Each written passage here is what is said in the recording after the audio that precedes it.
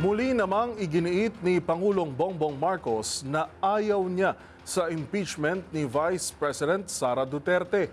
Ito ang tila naiiritang sagot ng Pangulo nang matanong sa nalalapit na impeachment trial sa Senado sa June 3. Ayon kay PBBM, ilang beses niya pa bang dapat sagutin o ipaliwanag na ayaw niya sa impeachment. Anya, hindi rin niya maiuutos sa mga nagsampa ng kaso kung ano ang dapat nilang gawin. You don't put conditions to reconcile.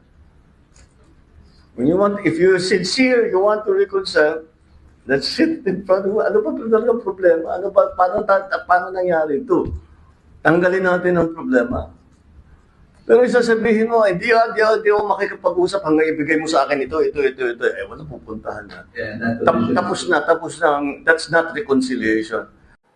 Samantala, nanindigan si PBBM na hindi siya magbibitiw sa pwesto sa kabila ng panawagan ng kanyang mga kritiko na mag-resign kasunod ng pagsusumite ng courtesy resignation ng kanyang mga gabinete. Ayon sa Pangulo, wala sa kanyang ugali na tinatakbuhan ng problema at hindi pagpapapogi lang ang ginawang cabinet revamp.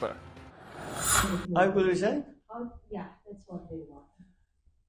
Ba't ko gagawin yun? At wala sa ugali ko yung tinatakbuhan ng problema. So, good with that. Sa isyu naman ng pagbebenta ng 20 pesos per kilong bigas, sinabi ng Pangulo na gagawa siya ng paraan upang may pagpatuloy ang programa hanggang sa pagtatapos ng kanyang termino. Aminado si PBBM na hindi ito magawa noon dahil hindi pa umano kaya ng sistema at iba pa ang presyo ng bigas. Watch me sustain it.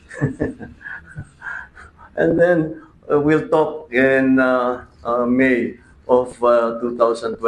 Oh, natuloy ba o hindi? We found a way. We found a way to do it.